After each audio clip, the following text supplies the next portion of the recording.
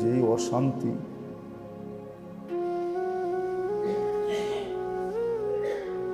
আর যেই উচ্ছৃঙ্খলতা দেখা যাইতেছে, এটা শুধু মানুষ নামের মেশিনটাকে যিনি তৈরি করছে ওনার বিধান মতে না চালানোর কারণে।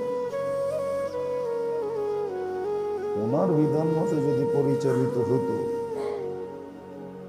তাহলে মনে হয় না মানুষের ভিতরে যতটুকু উচ্ছৃঙ্খলতা দেখা যাইতেছে বা মানব জীবনে যত বিপর্যয় দেখা যাইতেছে, অশান্তি দেখা যাইতেছে,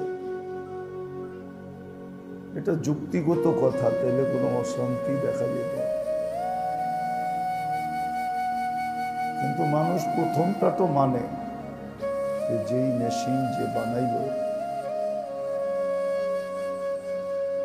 তার নিয়ম পদ্ধতি মতোই চালাইতে হবে, এটা তো মানুষ মানে। কিন্তু তাকে যে বানাইল তার কথা মতো যে সে নিজেকে চালাবে এটা মানে না। কেননা প্রথমটার ভিতরে কোনো বাধা নেই। যেই মেশিন যে বানাইলো তার নিয়ম মতে চালাইতে হবে, এটা মানতেও বাধা নেই, ওই মতে চালাইতেও কোনো বাধা নেই। কিন্তু হ্যাঁ, বাধা ওইখানেই, মানুষ নামের মেশিনটা যখন যিনি অর্থাৎ আল্লাহ বানাইলেন, আল্লাহর কথা মতো চালানের ভিতরেও বাধা। প্রথম তো মনের বাধা, দ্বিতীয়ত শিক্ষা দীক্ষার বাধা, তৃতীয় হইল সমাজের বাধা, পরিবেশের বাধা। এটার ভিতরে বাধা আছে, চতুর্মুখী বাধা আছে, একদিকের বাধা না, চতুর্দিকের বাধা। এই জন্যই তো বাধাকে উপেক্ষা করা যেই মানুষ নামের মেশিনটা যিনি বানাইছেন ওনার রীতিনীতি মতো যখন চালাবে তখন চোখের দেখায়ও সোয়াব হবে, কানের শোনায়ও সোয়াব হবে। কিন্তু অন্য মেশিন চালাইলে সোয়াব হবে এরকম কোনো গ্যারান্টি নেই। কেউ বলতে পারবে না যে মানুষ যে মেশিনটা বানাইল ওই মেশিনের রীতিনীতি মাইনা যদি আমি চালাই তাহলে আমার মেশিন চালাইতে যে সোয়াব হবে, এরকম কোনো কথা লেখা নেই।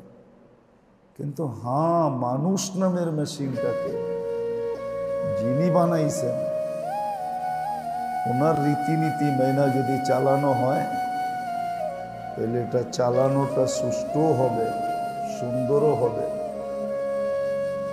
আবার চালানের বিনিময়ে, চোখের দেখার বিনিময়ে সে সোয়াব পাবে,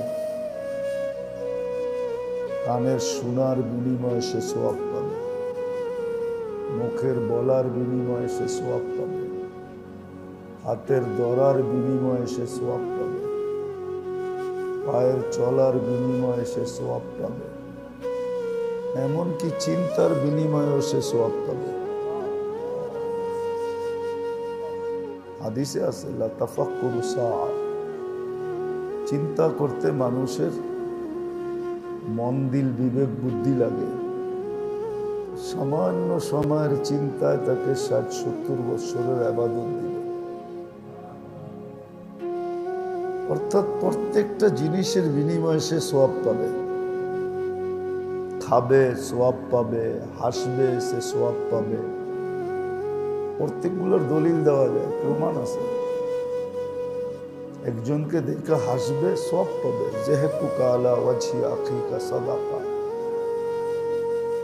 একজন আরেকজনকে দেখা মুস্কি হাসি দিবে, সৎকার সোয়াব পাবে।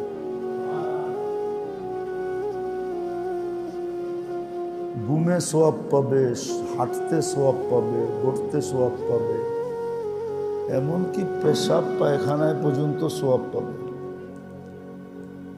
এরকম কোনো কাজ নাই যে কাজে সে সওয়াব পাবে না।